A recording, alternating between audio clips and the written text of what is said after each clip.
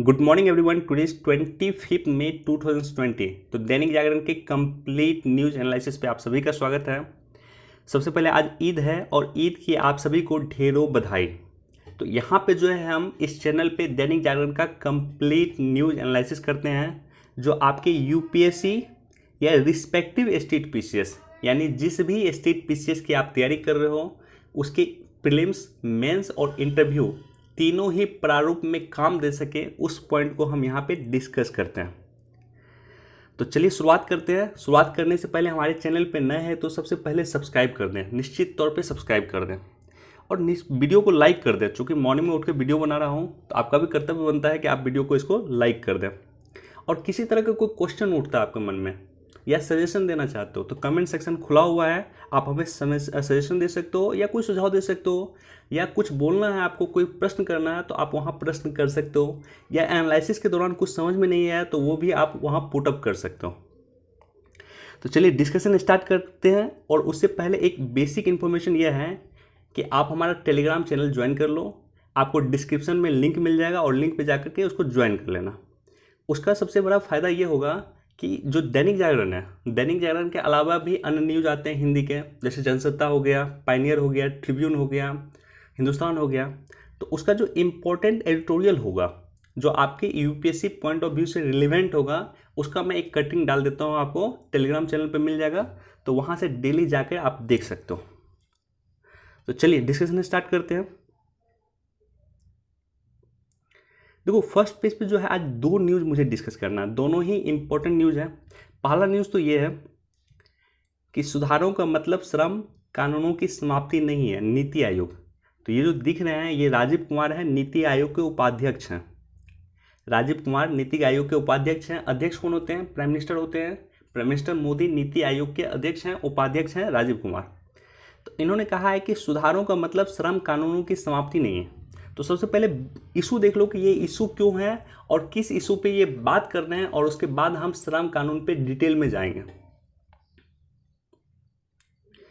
देखो यहाँ पे मैं जूम किया हूँ, आपको समझ में आएगा कि उत्तर प्रदेश में, गुजरात में और मध्य प्रदेश में और अन्य भी कुछ राज्यों में क्या हुआ कि श्रम कानून को लेकर के कुछ छूट दिया गया।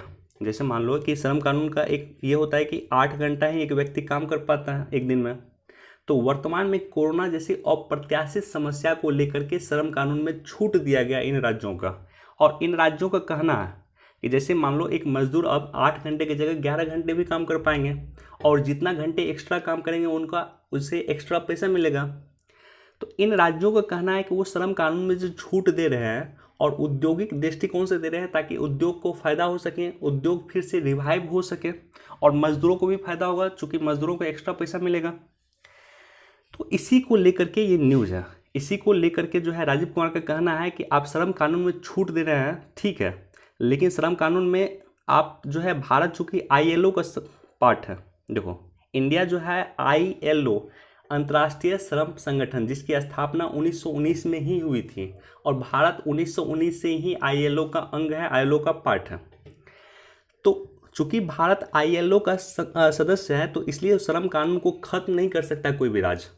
यानी उनको जो है मिनिमम वेज गारंटी देना ही पड़ेगा, सेफ्टी जो है, सिक्योरिटी जो है, सारा का सारा चीज़ देना पड़ेगा।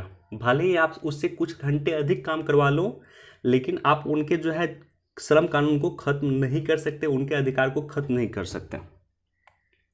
तो श्रम कानून को लेकर के देखो चर्चा रहेगा, चूँकि ऑलरेडी अप्रवासी भारतीय की जो ये समस्या है अभी, जिस तरह से प्रवासन हो रहा है, जिस तरह से माइग्रेशन हो रहा है, उसको लेकर के श्रम कानून पे चर्चा लाजमी है। हो सकता है यूपीएससी में और स्टेट पीसीएस में तो निश्चित तौर पे पूछ देगा, मेंस में। तो देखो श्रम कानून को लेकर के जो सरकार ने कुछ महत्वपूर्ण प्रावधान किए हैं केंद्र सरकार ने। पहले हमारे पास 44 श्रम कानून थे, 44 श्रम कानून थे, मतलब हर एक प्रोविजन के लिए अलग अलग श्रम कानून थे। जैसे मिनिमम वेज एक्ट हो गया, इंडस्ट्रियल डिस्प्यूट एक्ट हो गया, बहुत सारे कानून थे। तो अब क्या किया है सरकार ने कि ये 44 कानून को मर्ज करके मात्र 4 कानून बनाया। यानी ये 44 की जगह अब मात्र 4 कानून होगा, 4 एक्ट होगा, 4 अधिनियम होगा। तो पहला जो एक्ट होगा वो होगा मजदूरी को लेकर के, दूसरा जो है सामाजिक सुरक्षा को लेकर के होगा, तीसरा औद्योगिक संबंध को लेकर के होगा, और जो फोर्थ होगा वो होगा व्यावसायिक स्वास्थ्य और सुरक्षा में परिवर्तन को लेकर के, यानी किस तरह से सेफ्टी मेजर रखा जाए इंडस्ट्रीज में, उसको लेकर के ये फोर्थ होगा। तो ये 4 जो है श्रम संहिता सरकार ला रही है, 3 ऑलरेडी ला चुकी है, ये फर्स्ट 3, और ये जो फोर्थ है ये अभी संसद में पड़ा हुआ, ये पारित नहीं हुआ अभी। तो इसका लाभ क्या होगा, यानी आप 44 कानून की जगह मात्र 4 कानून ला रहे हैं, उसका सबसे बड़ा प्रॉफिट क्या है?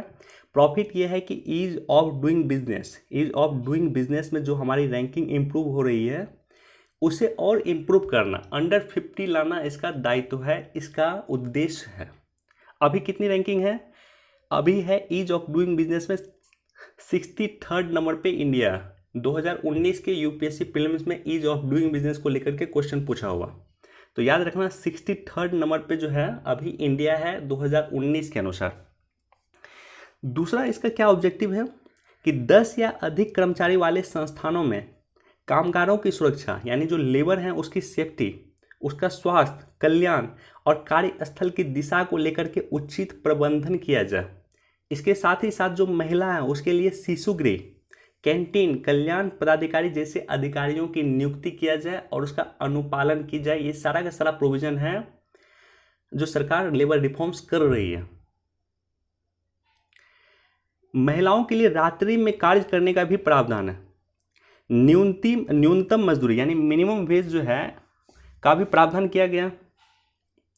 उसके अलावा जो है यह कानून दुर्घटना की स्थिति में पीड़ित कर्मचारियों या उसके परिजनों को मुआवजा देने के लिए न्यायालय को शक्ति प्रदान करता है और लगभग 50 करोड़ से अधिक किसान इससे लाभान्वित होंगे, उनको डायरेक्टली प्रॉफिट होगा। तो ये तो पॉजिटिव पॉइंट है। जैसे मान लो कोई भी क्वेश्चन अगर आप यूपीएससी में लिखते हो या स्टेट पीसीएस में लिखते हो तो कुछ पॉजिटिव पॉइंट के बारे में पता होना चाहिए और कुछ नेगेटिव पॉइंट जहां आप सरकार की आलोचना कर सकते हो, जहां सरकार को बोल सकते हो कि सरकार आप यहां पे ठीक कर सकते हैं, यहां पे इम्प्रूवमेंट की आवश्यकता है। इसलिए कुछ पॉजिटिव पॉइंट और कुछ नेगेटिव पॉइंट आपको पता होना चाहिए। तो नेगेटिव पॉइंट क्या है, क्या आशंका है? जो लेबर यूनियन है यानी जो मजदूर संगठन है उसकी जो आशंका है उस आशंका पे हम बात करेंगे। पहला यह है कि कर्मचारी या मजदूर की जो है उचित परिभाषा तय नहीं की गई है, यानी कौन व्यक्ति कर्मचारी होगा या कौन व्यक्ति मजदूर होगा इसका उचित परिभाषा तय नहीं किया गया है। निश्चित तौर पे इससे कंपनियों को लाभ होगी, ये मैं नहीं कह रहा हूं, ये मजदूर संगठन कह रहे हैं। इंस्पेक्टर के स्थान पे फैसिलिटेटर की नियुक्ति की गई है और मजदूर संगठन का कहना है कि ये जो सरकार इस तरह की नीति अपना रही है ये भी कहीं ना कहीं जो पक्ष में है, किसके पक्ष में है? कंपनी के पक्ष में। और तीसरा जो है जो दुर्घटना की स्थिति में जो मुआवजा दे रही है, जो प्रावधान किया गया है वो काफ़ी कम प्रावधान किया गया है। ILO इंटरनेशनल लेबर ऑर्गेनाइजेशन के जो मानक है उसके अनुसार बिल्कुल ही प्रावधान नहीं किया गया, बहुत कम प्रावधान किया गया। तो क्लियर है, औद्योगिक सुधार, श्रम सुधार को लेकर के जो डिस्कस किया निश्चित तौर पे आपके लिए कुछ पॉइंट बन गया होगा जो पीटी और मेंस में आप लिख सकते हैं। और चलिए शुरुआत करते हैं। दूसरा जो हमारे पास न्यूज़ है, देखो पूर्वी लद्दाख में LAC line of actual control पर 3 जगह चीनी और भारतीय सेना आमने सामने, इस तरह का डिस्प्यूट अभी चलता रहेगा। चीन के साथ जान रहे हो कि किस तरह का डिस्प्यूट होता है। कुछ समय पहले हमारे पास जो डिस्प्यूट था वो अरुणाचल प्रदेश में को लेकर भी है, सिक्किम को लेकर के भी है, उसके बाद लद्दाख को लेकर भी है। चीन और इंडिया के बीच में क्या क्या विवाद है, विवाद के पक्ष को हम देखते हैं और कुछ पॉजिटिव पॉइंट भी हम देखेंगे। तो इस न्यूज़ से, ये जो न्यूज़ है आपके पास है, ये न्यूज़ से अधिक इम्पोर्टेंट आपको लिए ये है कि आप चीन और इंडिया के बीच में क्या क्या इम्पोर्टेंट एग्रीमेंट है, चीन और इंडिया के बीच में क्या क्या पॉजिटिव पॉइंट है और क्या क्या नेगेटिव पॉइंट है, क्या क्या विवाद के पक्ष हैं, क्या क्या सकारात्मक पक्ष हैं, दोनों को आप देखने का कोशिश करें। तो दोनों को हम देखेंगे आज।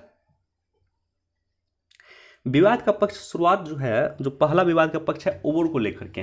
One belt one road initiative चीन का एक महत्वाकांक्षी परियोजना है जिसकी शुरुआत 2016 में हुई थी। भारत ने इसका विरोध किया था। क्यों भारत ने विरोध किया था?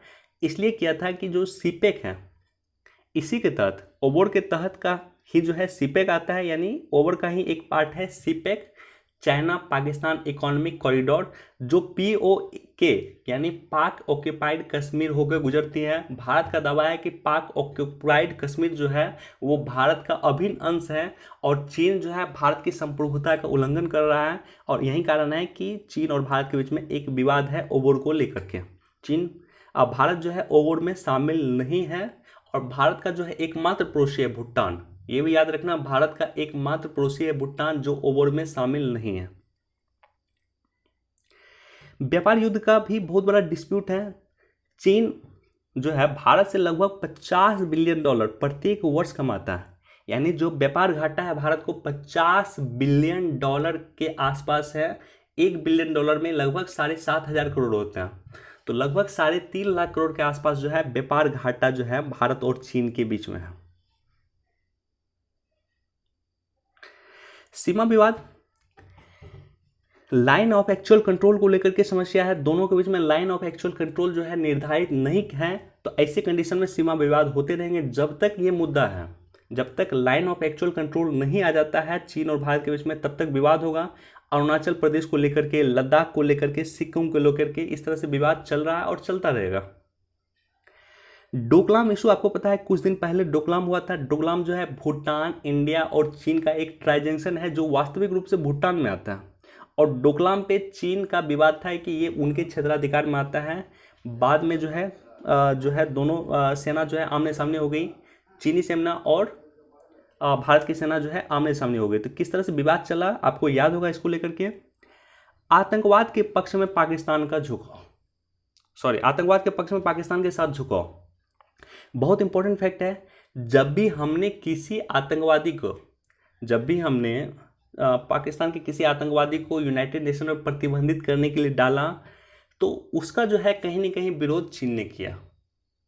तो ये जो है चीन और इंडिया के बीच में काफ़ी बड़ा डिस्प्यूट है। RCP और क्वाड को लेकर भी असहमति है। रीजनल कॉम्प्रिहेंसिव इकोनॉमिक पार्टनरशिप से इंडिया बाहर आ गया है 2019 में। और क्वाड जो 4 देशों का संस्था है, कौन? India plus Australia plus Japan plus USA, तो इसको लेकर के भी चीन की आपत्ति है कि भारत को इसका अंग नहीं होना चाहिए, भारत को वो किसी भी नीति के साथ नहीं होना चाहिए जो चीन को इनकाउंटर करता हो। सीमा क्षेत्रीय विवाद है। एक झील याद रखना, UPSC प्रीलिम्स पॉइंट में पूछा हुआ ये क्वेश्चन, पोंगोंग त्सो झील। पोंगोंग त्सो झील जो है ये झील है इंडिया और चीन के बीच में।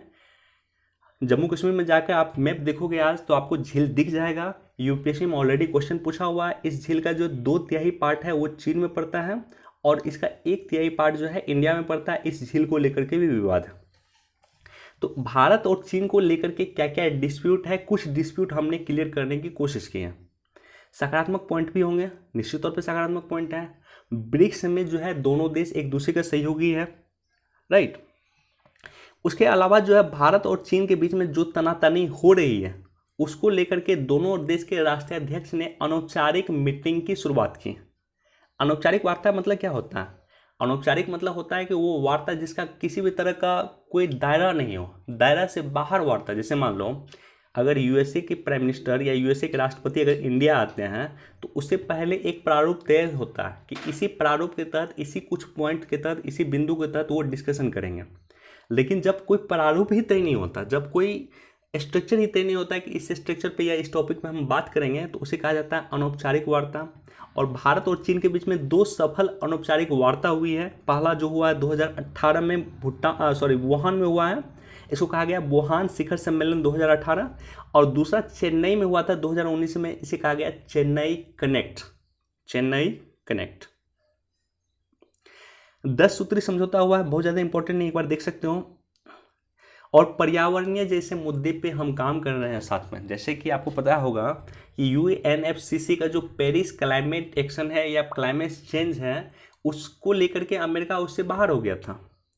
इसको COP 25 में हुआ था, उसको ले COP 21 था, इसको लेकर के अमेरिका इससे बाहर हो गया। लेकिन इसमें जो है सहयोग कर रहा है कौन? चीन इंडिया के कदम से कदम मिलाकर काम कर रहा है। तो निश्चित तौर पे कुछ अगर सकारात्मक पॉइंट है तो कुछ नकारात्मक पॉइंट भी है दोनों देश को बीच में।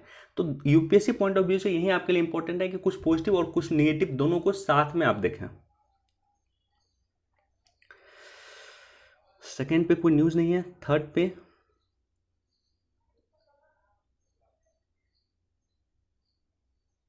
चलिए अब सीधा हम मूव करते हैं एडिटोरियल सेक्शन में। जो ये एडिटोरियल है एक बार आप देख सकते हो, राम जन्मभूमि को लेकर के है। कल हमने डिटेल से डिस्कस किया था कि अयोध्या का डिस्प्यूट आखिर क्या है, क्यों अयोध्या का विवाद 500 वर्ष से अधिक का विवाद लगा। और ये जो है ये जो लिखे हैं, देखो हमेशा अगर पढ़ते हो तो आप एडिटोरियल के बारे में, एडिटोरियल अगर आप पढ़ते हो तो एडिटोरियल के जो राइटर हैं वो उनके बारे में ज़रूर देख लेना चाहिए। तो ये उत्तर प्रदेश के विधानसभा के अध्यक्ष हैं, इन्होंने एक एडिटोरियल लिखा। क्यों लिखा कि अभी जो है जो अयोध्या है, अयोध्या के नीचे काफ़ी मंदिर जैसी संरचना मिली है, काफ़ी वहाँ से पुराने अवशेष मिले हैं। तो उसको लेकर के इनका जो है एक आर्टिकल है, बहुत ज़्यादा इम्पोर्टेंट नहीं है लेकिन अयोध्या विवाद काफ़ी इम्पोर्टेंट है, अयोध्या डिस्प्यूट काफ़ी इम्पोर्टेंट है। तो उसको आप एक बार अच्छे से देख लेना। ये भी कोई खास इम्पोर्टेंट नहीं है, नहीं मतलब पढ़ सकते हो एक बार, लेकिन बहुत ज़्यादा इम्पोर्टेंट नहीं है। देखो इसमें जो दो पार्ट है दोनों ही इम्पोर्टेंट है, प्रवासियों के सुख दुख को प्रभावित करने वाले पहलू। तो सबसे पहले हम जो है ये देखेंगे कि ग्रामीण जल स्रोतों से आजीविका की राह, यानी जो प्रवासी मजदूर हैं वो अपने घर पे रिटर्न हो रहे हैं, इसको रिवर्स माइग्रेशन कहा जाता है। यानी जिस स्थान से वो पहले गए थे शहर कमाने के लिए उसी स्थान पे अब लौट रहे हैं, उसको रिवर्स माइग्रेशन कहा जाता है। तो इसको लेकर के कुछ डाटा दिया हुआ है, कुछ टेक्निकल पॉइंट दिया हुआ है, उस पर हम डिस्कस करते हैं। यानी जो है अगर वो घर रिटर्न हो रहे हैं तो उसके लिए उसको किस तरह से रोजगार उत्पन्न कराया जाए, किस तरह से उसे रोजगार दिया जाए। यानी प्रवासी मजदूर अगर घर लौट रहे हैं तो मनरेगा के अलावा किस तरह से अन्य रोजगार उसे दी जाए। तो इसके लिए सरकार ने एक परियोजना लॉन्च किया है जिसे कहा गया प्रधानमंत्री मत्स्य संपदा योजना। प्रधानमंत्री मत्स्य संपदा योजना सरकार ने लॉन्च की, प्राइम मिनिस्टर ने इसकी मंजूरी दे दी है, कैबिनेट ने इसकी मंजूरी दे दी है। 20,000 करोड़ की परियोजना है, 20,000 करोड़ की यह परियोजना है, राइट। तो अब देखो कुछ फैक्ट पे हम बात करते हैं जो फैक्ट आपके लिए अधिक इंपॉर्टेंट है। दुनिया में भारत मछली पालन में दूसरा स्थान है। पहला स्थान किसका है मछली पालन में? दुनिया में पहला स्थान है चीन का और दूसरा स्थान जो है वो भारत का है। भारत जो है अमेरिका का सबसे बड़ा सहयोगी है, सबसे बड़ा निर्यातक है अमेरिका को मछली पालन को लेकर के। यानी समुद्री उत्पाद जितना अमेरिका में जो आयात किया जाता है किसी देश से, उसमें सबसे अधिक इंडिया जो है उसे निर्यात करता है। 26% इंडिया जो है अमेरिका को निर्यात करता है मत्स्य उत्पाद। मत्स्य जो है कृषि में भारत की कृषि जीडीपी में 5.25% यानी 5.25% का योगदान रखता है। मैं रिपीट कर रहा हूँ कि भारत की जो कृषि जीडीपी है उसमें 5.25% का योगदान मत्स्य रखता है और लगभग 2 करोड़ लोग सीधे इससे जो है लाभान्वित होते हैं। तो यानी अगर मान लेते हैं कि 5.25% कृषि में योगदान रख रहा है तो आप याद करो कि 2024 तक सरकार का क्या लक्ष्य है कि किसानों की आय को दोगुना करना सरकार का लक्ष्य है 2024 तक। यानी जो ये कृषि संपदा योजना सरकार ला रही है इसका एक उद्देश्य यह भी है कि किसानों की आय को किस तरह से दोगुना करने में सहयोग हो सके, सहयोग सरकार कर सके। इसका लाभ क्या क्या होगा? पहला लाभ तो ये होगा कि मत्स्य पालन क्षेत्र में जो भी कमी है उसको दूर करके और उसकी क्षमता को पूरी तरह से उपयोग कर पाएगी। और दूसरा कि जो प्रवासी मजदूर रिटर्न हो रहे हैं उसको घर पे ही काम मिल पाएगा, उसको अपने क्षेत्र में ही काम मिल पाएगा। सेकंड क्या है कि जो मत्स्य पालन क्षेत्र में 9% की सालाना वृद्धि से जो है 2024-25 में लगभग 22 मिलियन मैट्रिक टन उत्पादन का जो है सरकार ने लक्ष्य तय किया है, 22 मिलियन मैट्रिक टन। और तीसरा कह सकते हो कि किसानों की आय दोगुनी होगी, जैसा हमने डिस्कस किया कि 2024 तक सरकार का लक्ष्य है। अशोक दलवई समिति के सिफारिश पे सरकार ने किसानों की लक्ष्य दोगुना करने का टारगेट लिया था 2024 तक, और इसमें इसकी जो है सहयोग हो सकेगी। याद रखना अशोक दलवई समिति जिसकी रिपोर्ट पे सरकार ने प्रधानमंत्री 7 सूत्री कार्यक्रम लाया था 2024 तक किसानों की लक्ष्य किसानों की जो है आय दोगुनी करने के लिए, और उसी 7 सूत्री कार्यक्रम का जो है एक पार्ट है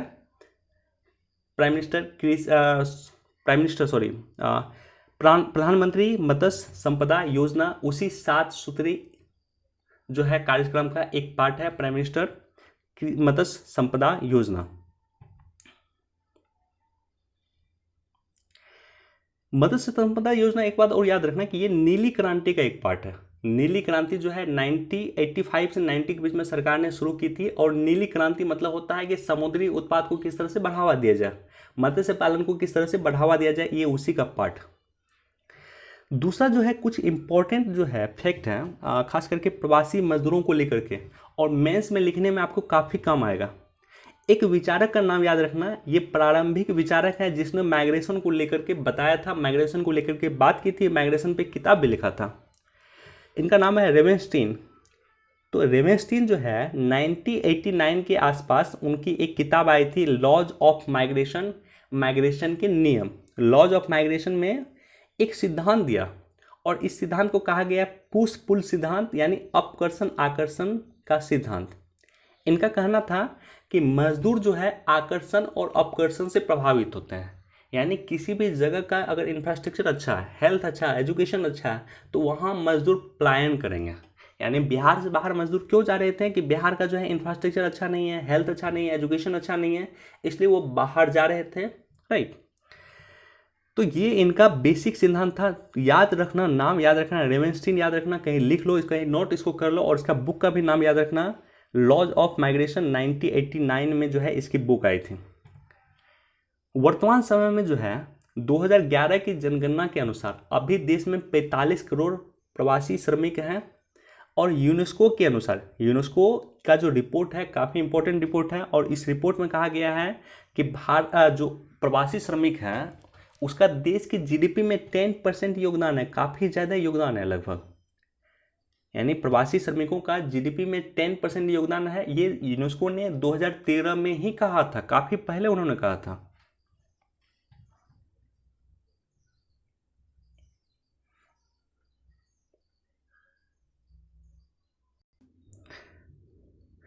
पेज नंबर 8 में एक न्यूज़ और हमारे पास है एम्फन तूफान को लेकर के। हमने कई बार डिस्कस किया है, एम्फन तूफान बंगाल की खाड़ी में उत्पन्न हुआ एक चक्रवातीय तूफान है जो वेस्ट बंगाल और उड़ीसा को काफ़ी हद तक प्रभावित किया है, और इसका नाम जो दिया है, एम्फन जो नाम पड़ा है वो नाम दिया गया है थाईलैंड के द्वारा। बस ये 2-3 चीज़ याद रखना, स्टेट पीसीएस, यह कह सकते हो कि वनडे एग्जाम में आपको पूछ सकता है, यूपीएससी के लिए इंपॉर्टेंट नहीं है।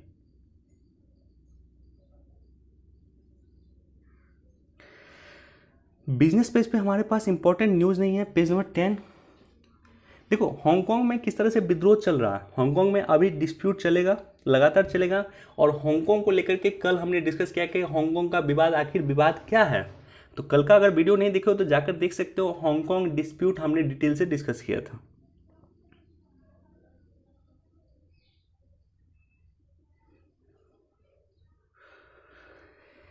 देखो यहाँ पे 2 न्यूज़ मुझे डिस्कस करना है। एक तो डॉल्फिन को लेकर के, 4 डॉल्फिन का सफल बचाव कर बनाया कीर्तिमान।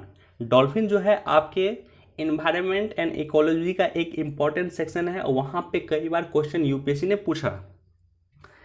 तो डॉल्फिन के बारे में जानो, गंगा डॉल्फिन के बारे में डिस्कस करते हैं कि गंगा डॉल्फिन जो है गंगा, मेघना, ब्रह्मपुत्रा, ये 3 नदी में मिलता है। भारत, नेपाल और बांग्लादेश में भी मिलता है। अगर आपको पूछा जाए कि क्या गंगा डॉल्फिन सिर्फ गंगा में मिलता, सिर्फ इंडिया में मिलता है, तो नहीं, इंडिया के अलावा ये नेपाल में भी मिलता है, ये बांग्लादेश में भी मिलता है। इसका जो स्थानीय नाम है, इसका स्थानीय नाम है सुसु। इसका जो स्थानीय नाम है, देखो ये सुसु, सुसु इसको स्थानीय नाम है क्योंकि इस तरह का ये आवाज़ निकलता है। सबसे इम्पोर्टेंट फैक्ट यह है कि IUCN के लिस्ट में इसे इंडेंजर्ड कैटेगरी में रखा गया। EN मतलब होता है इंडेंजर्ड, IUCN के इंडेंजर्ड कैटेगरी में इसे रखा गया है, और साइट्स के अपेंडिक्स 1 में इसको रखा गया। इंडेंजर्ड कैटेगरी यानी संकटग्रस्त प्रजाति की श्रेणी में इसको रखा गया। गंगा डॉल्फिन सेंचुरी कहाँ है, तो भागलपुर में, बिहार के भागलपुर में गंगा डॉल्फिन सेंचुरी है। ये फैक्ट है, ये याद रखना, कई बार क्वेश्चन पूछा। दूसरा जो है ये न्यूज़ है कि देखो, वेब सीरीज पाताल लोक को लेकर अनुष्का के खिलाफ शिकायत। हमारे लिए इंपॉर्टेंट नहीं है कहीं से भी, लेकिन ये जो संस्था है ना, राष्ट्रीय मानवाधिकार आयोग NHRC, national human right commission, काफ़ी इंपॉर्टेंट है। कई बार यूपीएससी ने क्वेश्चन पूछा है। इनफैक्ट बीपीएससी ने भी 65th बीपीएससी ने भी इससे लेकर के क्वेश्चन पूछा था।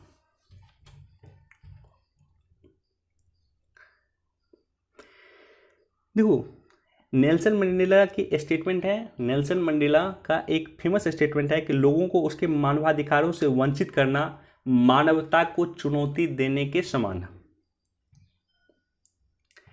नेशनल ह्यूमन राइट कमीशन जो है एक वैधानिक संस्था है जिसकी स्थापना मानवाधिकार संरक्षण अधिनियम 1993 के तहत हुआ था।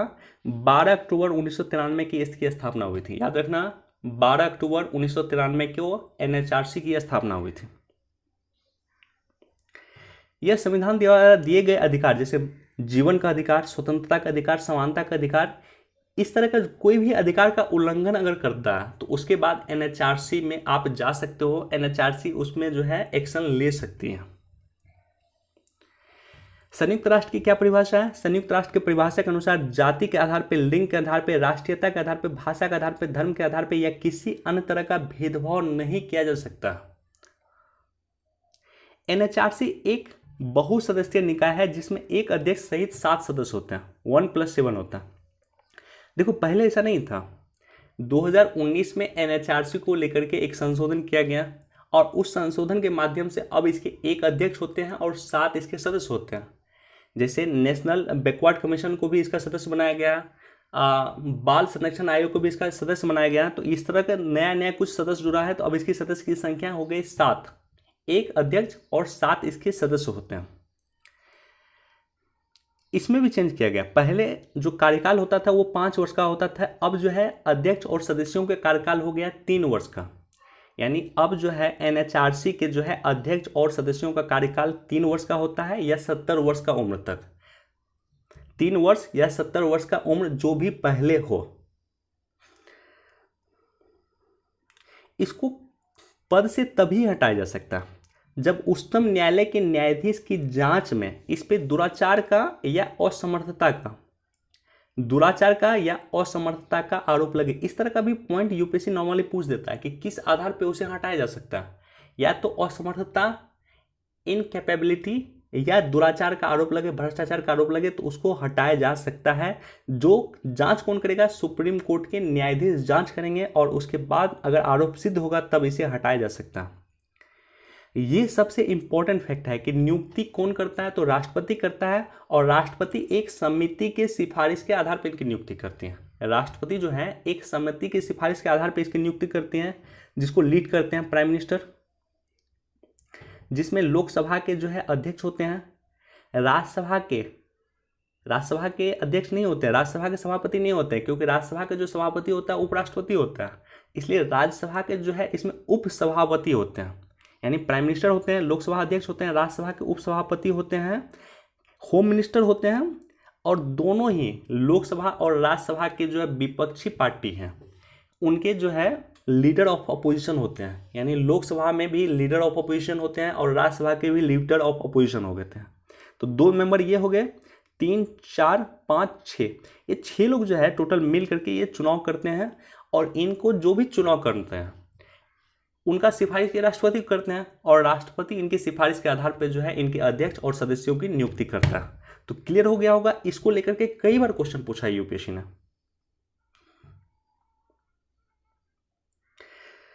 देखो, यहां पे जो है एक छोटा सा न्यूज है। WHO ने जो है ना, WHO ने कोरोना के लिए 4 दवाई जो है बोला था कि ये 4 दवाई जो है कोरोना का आधार हो सकता है या कोरोना को खत्म हो सकता है। और उसके बाद उसी 4 दवाई को लेकर के डेली कहीं ना कहीं न्यूज़ में आते हैं, आपको मिल जाएगा। और वो 4 दवाई का नाम भी आप याद रखना। पहला तो हाइड्रोक्सी क्लोरोक्विन है, जिसके बारे में कल हमने बताया था। दूसरा है रेमडेसिविर, और 2 अन्य नाम मुझे अभी याद नहीं आ रहा। कल अगर होगा तो डिस्कस कर लूँगा उसमें, ठीक है। तो ये 4 दवाई WHO ने बोला था कि ये 4 दवाई कोरोना को हराने के लिए, कोरोना को मात देने में सहायक हो सकता है। इसलिए वर्ल्ड की जो संस्था है इन चारों दवाई पे रिसर्च कर रही है, हाइड्रोक्सीक्लोरोक्विन, रेमडेसिविर सॉरी। तो चलिए आज हमारे पास इतना ही था। वीडियो को सबसे पहले लाइक कर दें भाई, और टेलीग्राम चैनल ज्वाइन कर लें, और किसी तरह का कोई क्वेश्चन अगर आपके दिमाग में आता है तो कमेंट सेक्शन में क्वेश्चन पूछ सकते हैं। बहुत बहुत धन्यवाद। Please do like share and subscribe. Thank you.